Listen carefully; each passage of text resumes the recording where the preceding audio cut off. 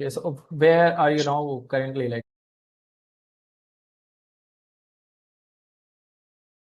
okay, you have, I guess. Yeah. So the company is initially was founded in the UK, where we started, and I lived there many years before moving out for family reasons in 2018. We're still like a UK-based company, technically speaking. Although my co-founder Alessio is the Italian guy who's based in Barcelona now. I'm the French one Okay. based in Italy. We have people in another person in Barcelona, two other people in Italy, one person in Dubai, one person in London, and then a number of people that sort of like a number of Okay. consultants that we work with on regular basis in different places, and work effectively globally. Like we have clients everywhere. Okay. So you're working from Rome, or you usually travel all other locations as well? Both, I think, most of the time, yeah, most of the time in Rome. I'd say, I guess we travel about once a month, more or less, in average, once every 6 weeks. We were, for example, in London 2 weeks ago because this is where we every year we announce we do our unveiling event for the Food Tech 500 ranking in London. So I think London still being our headquarter, we have a lot of clients there. I guess we go there about 4 times a year, more or less, 3-4 times a year. We were very active in the GCC regions until a couple of months ago, but we tend to go to GCC, both UAE and Saudi, Okay. for 4 times a year, and then other travels whenever required for conferences or Okay. other. So I was going through your profile. You spent 4 years at Google, right? And Yeah. before taking this massive leap into food tech to build forward fooding alongside your co-founder. So what was what was it about his vision that convinced you it was time to leave big tech and focus entirely on fixing our broken food system? Yeah. So it was a bit of a random journey, a little bit. So to give the full picture, so I think at the time, so I spent some time in Google working on like customer relationship on the B2B side of things. So Google for Work, cloud business.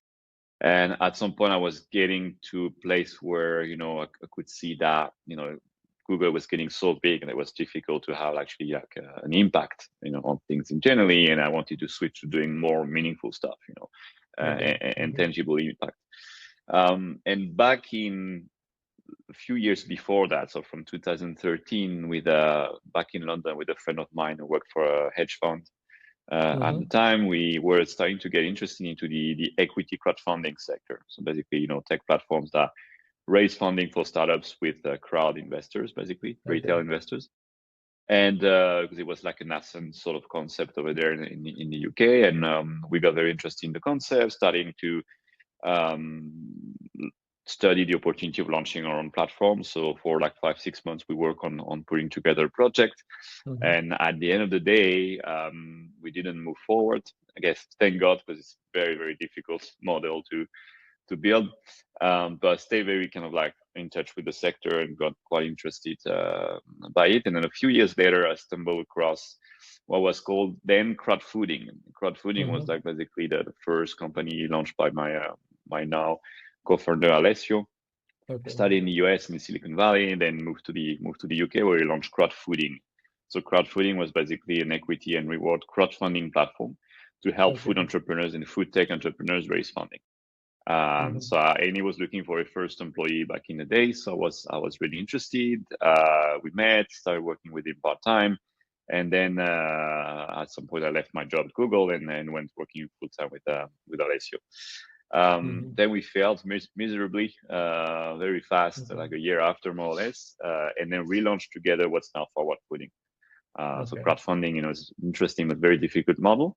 And basically, like the food tech sector per se was really starting to take off back in that same period. Like 2016 is where you see like really the investments picking up, and like a lot of companies in alternative proteins, insect, food delivery getting a lot of like buzz and traction. So food tech as a sector is kind of born within that sort of like area. So we grew with that sector. In sense, like we learned along the way, and we gathered our network, the startups from our ecosystem from these years, pretty much. But the reason why we started forward fooding in the first place is that beyond investment, like we were approached a lot by corporate clients, like corporate organizations in the F&B sector, who were really interested to learn more about the startup ecosystem and engage with startups. And we, along the way, we sort of started a big network of startups, network of corporates as well. And naturally, our model evolved into, okay, let's do the matchmaking, right, between startups and corporates to advance innovation. That's what we believe in the most. So essentially, like, the model evolved over the years. And now these days, forward fooding, what we do is mostly like three things.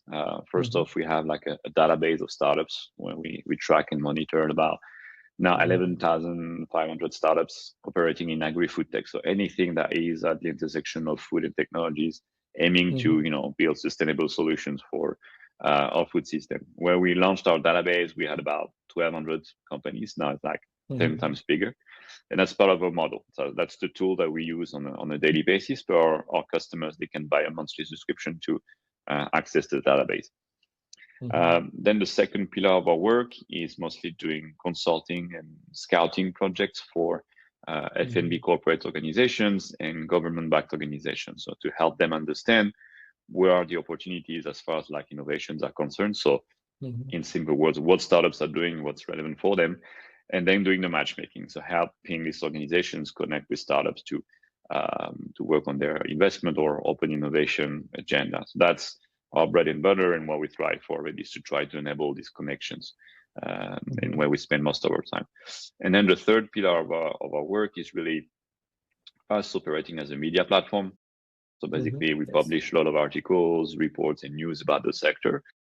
Every year, I think for the past 7 years now, we've done the Food Tech 500 ranking, which started as an experiment, and now it's kind of like a real benchmark for the industry.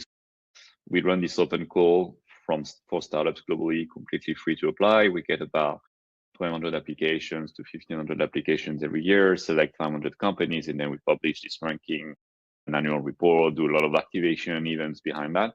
And it's really something that now has become like very visible across this industry and followed by, thousands of people. People now expect us to do it and to keep doing it. But for us, it's also a way to kind of like keep having new companies getting into our radar and having visibility. We give them visibility in return. And this network of startups is also something that we monetize through for accelerator programs, for example, government-backed organizations program, who would need to basically get in touch with our community to gather applications for their own program. So we mostly like a consultancy and scouting agency for that sector, but we have a side sort of like business model, which is like a SaaS, so database and also media on the other end. Okay, well, that's great. So you have been to multiple countries and you have worked with like multiple startups that are in different countries. So where do you think like the most innovation are happening right now, like in sustainable field, and they get a lot of support as well out of all the countries that you have been to or cities that you have been to? Geographically speaking, I guess you can identify like a number of like hubs in that sector. Historically speaking, like if you look now, like where startups are concentrated, or you see like the US are far ahead in terms of like number of companies, in terms of like the volumes of investments that are going into the sector, with like two main concentrations in Silicon Valley and New York, I guess, which are the main two hubs. And main reason for that is that they have a very strong like investment culture. They have a very big local market as well, and they have all the infrastructure when it comes to investment and research to kind of like manage to create like this ecosystem and a virtuous cycle for like creating companies, right? There are some places in Europe where you have like a similar type of setup and incentives and elements to create these hubs of startups. London in the UK is by far like the biggest hub in Europe. Then we have the Netherlands is doing quite well as well in terms of food tech. Then you have countries like France as well as the quite big. Nascent areas like Spain, in Italy, and the Nordics as one element is doing quite well. Then in Asia, like Singapore is a really big hub as far as like alternative proteins are concerned as well. Like it's a small country, so they have different challenges, but they are investing a lot of money in like research and regulation as well for alternative proteins. So naturally, that's very interesting hubs. Some other parts of Asia, like Japan, South Korea, India, are very interesting as well. China probably has a lot of companies, but it's less transparent as a market, so we don't have much information about what's happening there. But and then the UAE and the GCC region is not as populated in terms of startups, but very kind of like incentivized by the governments as well to invest in that sector, bring companies from outside. So we expect the GCC region to become very interesting in the future as well. Okay. Out of all these countries or startups, there might be startups which are like only commercially oriented, and there might be startups which are actually have a great innovative solutions, like research-backed great innovative solutions. So where do you find these kind of startups, like the highly innovative solution, those who have highly innovative solutions, instead of just commercial oriented? Well, I guess you find everything at very different stages, very different locations, and different verticals as well, within the food tech sector. But essentially, like, for companies to succeed, like, they're gonna have to be commercially driven at some point. I think in this sector in particular, like, you see a lot of companies like when they are early stage, they're very sort of like founded by researchers, funded by scientists, so they're very kind of like geeky in a way in how they are building this business, and all about basically getting MVPs and working on the science. Maybe a lot of them would live from grants and public funding as well. But for them to make that step to becoming like commercially viable companies, like that's where there is a gap, on the market. And the ones that succeed are actually the ones that, when they're ready, they sort of like hire externally people that have this commercial mindset to be able to take them to the next stage of the development, right? But you see lots of companies in that sector, especially the ones in biotechnology, that kind of like get stuck into that research phase and spin-off type of stage. So not all companies manage to get to the commercial stage. Okay. You have pointed out some staggering statistics, like how a third of the food we produce is wasted, and agriculture accounts for a third of greenhouse gas emissions. So why do you firmly believe that agri-food tech entrepreneurs, rather than massive governments, holds the ultimate solution to these issues? So I think I wouldn't say that. Like, the solution comes from all parties together. I think like the startups, the entrepreneurs, they have like some tech solutions that could address some very, very specific issues. So if you think of food waste, basically food waste, if you go from one country to the other, it's a completely different issue. Like maybe in developing countries, like food waste happens more upstream, for like storage reason, cold chain issues, etc. It doesn't really happen at consumer level. If you go more in Western countries, in Europe, in the US, like most of the food waste might happen rather on downstream side of things, so more at consumer level in households and retail side of things, because of complex regulation, etc., etc. It's a very complex issue. But as far as like food tech is concerned, like when you take food waste as an issue, there are a very wide range of solutions that are providing solutions at different stages of the food waste issue. You have, for example, technologies that would be looking at engineering like smart coating solution that go on top of like fruits and vegetables to extend the product shelf life of products. And these guys would work with co-packing companies or sometimes retailers, for example. Then you have the food waste side of things in commercial kitchens. You have companies that would work, for example, with like smart scales and smart imaging and AI to sort of like look at what type of food is being wasted and then make prediction models to kind of like help commercial kitchens in wasting less foods and being more efficient in terms of like how much they order, what they put on the menu, etc., etc. You have solutions downstream when you look at cold chain, for example, and logistics, etc. So like there's not like one size fits all solutions, like one specific solution to a very specific problem. But startups today, especially in that industry, they cannot really go anywhere without having the backing from governments for like financial incentives for regulation, for example, and working with the industry. At the end of the day, like the food system today is probably run by a handful of companies, right? That owns 90% of the food system and the whole supply chain. So they are the ones at the end of the day that need to move the needle, and they're very slow and rigid.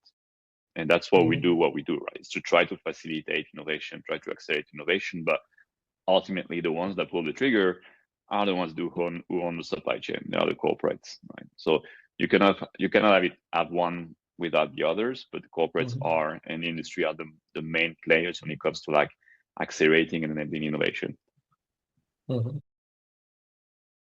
So forward fooding is known as the collaborative platform for the food beverage industry. For the founders and corporate listening today, why do established F&B companies consistently choose your team to help them innovate and become more sustainable?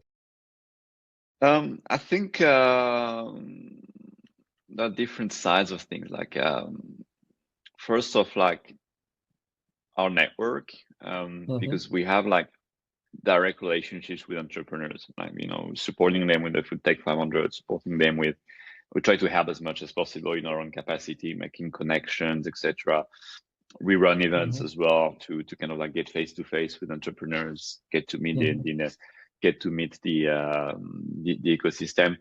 And I think like this direct connections and the reputation we've built with our community of entrepreneurs is very, very valuable and tangible assets that maybe like all big consultancies wouldn't have. They don't have access to that network and that relationships that we have with startups. That's one main angle, and it's become even more relevant in the AI world, right? I think the consultancy side of things is become kind of like a standardized in a way, while the network and the relationship is something that AI is not going to steal, right? This is going to still be there. This is something we still need to build. Then I guess the second aspect, and really which is the backbone of our whole business model, is the data side of things. Within our taxonomy, so we constantly add new companies, track the company, categorize them according to very, very specific taxonomy, when we have like 8 different verticals, sub verticals, very specific technology tags for each company. That's all allows us to get a precise grip in terms of like what are the market dynamics, what are the trends that we see in the market, etc. And that is very proper to our organization, because like you can subscribe to Crunchbase, PitchBook, or other databases out there, but you wouldn't have like a very tailored taxonomy like the one we do. So it's very specialized. And also we do have access to a lot of like early stage companies that come into our network, but are not necessarily on Crunchbase, PitchBook, and other databases, right? So we have another layer of data that other organizations wouldn't necessarily have as well. So also, we're nice people, so they want to work with us. Yeah, yes. So when you curate and start up a food tech startup for a company, for a corporate, so what are some common factors that you consider? Sorry, I didn't get the question. Like when you let's say you're picking up a food tech startup for a corporate, for the collaboration or something.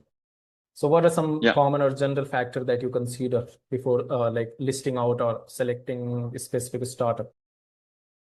Well, I mean, it really differs from like one brief to the other. When we work on like open innovation project and have to scout companies, obviously every client, they have like very specific requirements when it comes to like the type of technologies they're looking for based on the problem they're trying to solve. That they're looking to sugar reduction technologies, are they looking for protein enhancers, whatever it might be. But first off, we look at what type of technology is being developed. they might have some criteria when it comes to the stage of development. Some programs, they will be focused maybe on pre-seed and seed companies. Some companies might be willing to only work at very established companies like post-Series B, post-Series C, for example, based on like what they need, what's the type of like structure engagement they want, etc. So there's always like a very set of like very pragmatic and precise criteria that we need to look at to kind of like narrow down the shortlist. But then when it comes to like the actual qualitative assessment of like, okay, which one is the best company, there are a lot of things that we look at. It's like the validity of the technology. We look at like the commercial tractions and partnerships that these companies have established as well. Like you have a lot of like zombies companies out there that are still in business, but effectively haven't been advancing much in the past year, the past 2 years. When before we actually make these connections happen, we would need to make sure that companies are very active and they made some progress in the past year or two. And then we also look at potentially, depending on the brief, if we were to do more like a due diligence project, we will look at companies, like how they operate in terms of like cash flow as well, and make sure they have like a lean structure and are very mindful about how much they're spending the money, that their solution is really addressing like a concrete, tangible problem and is showing results and impact. Yeah. Okay. So as a consumer demands like shifting towards more healthier and more sustainable food alternatives, so what is your ultimate vision for forward fooding's role in shaping the global food system over the next 5-10 years? Well, I think it's not fundamentally different from what we're doing now. I think keep gathering data about the ecosystem, entrepreneurs, and keep facilitating connections is still the essence of what we do. It should remain. What I've noticed though in the past 2-3 years now, probably, we are working and more with like government-backed organizations. So for example, we work with the Ministry of Agriculture in Saudi and UAE. We work with a number of like government-backed programs and organizations in Asia, like the Economic Development Board of Singapore. We are working with this Canada Food Innovation Network in Canada. So they are a public funded entity aiming at like fostering the food tech ecosystem. But that sort of like government focus is something that has been happening, I guess, in the past 2-3 years, where we get a lot of more like requirements. So our client portfolio, is still very focused on corporates, but we have more and more like government-backed organization as clients, and that means basically that the will to change, our food system is coming from above. So it's a positive signal in terms of like, okay, how, because it needs to come both ways, right? Governments need to push, corporates need to be open innovation friendly to make these things happen, right? So it's interesting. So I think in terms of like how we're going to evolve, like maybe we're going to be still working more and more with corporates, with the government-backed organizations. That's one possibility. But I guess the essence of like what we do is not going to change that much. I feel like with the AI today, I think like data intelligence, gathering information is still like essential. That's the backbone. And on the other side, like building relationships, supporting by making these connections is still super important. It's going to become even more important in the future. So like keep building that community side of things, I think, is essential. What sits in the middle in our case is more like the consulting side of things, which down the line, AI is sort of like taking over that part. It's not going to become standardized, but I think it's going to allow us to like focus more on like, okay, the data and the community rather than the consulting side of things.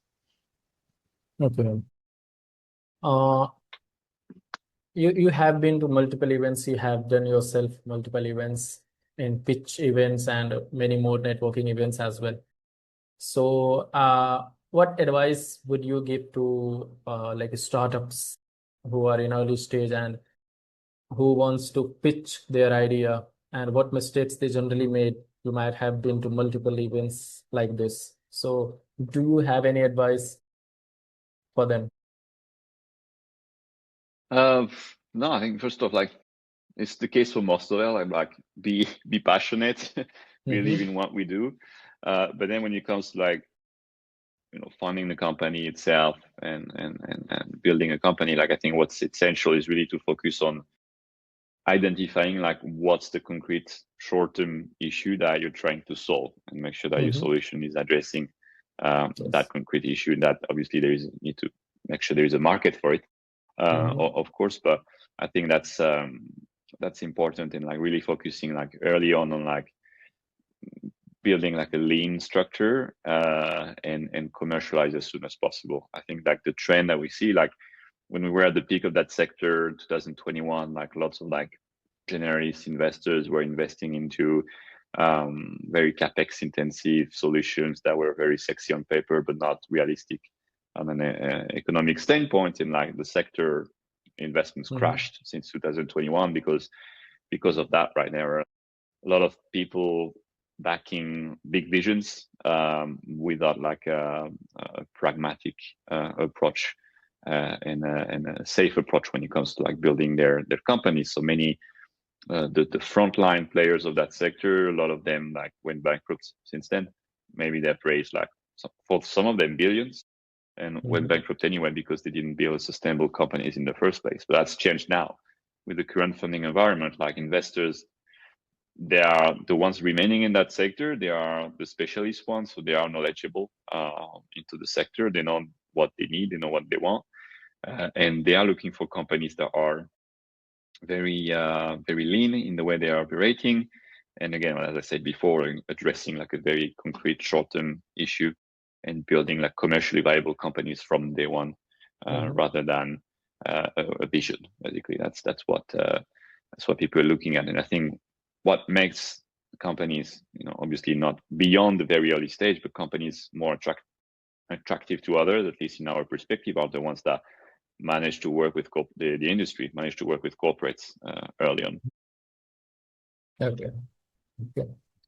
And finally, for the like founders or investors or maybe corporate leaders listening to this, if they want to partner up or collaborate with Forward Fooding, so what do you have for them, or what they should have to work with Forward Fooding?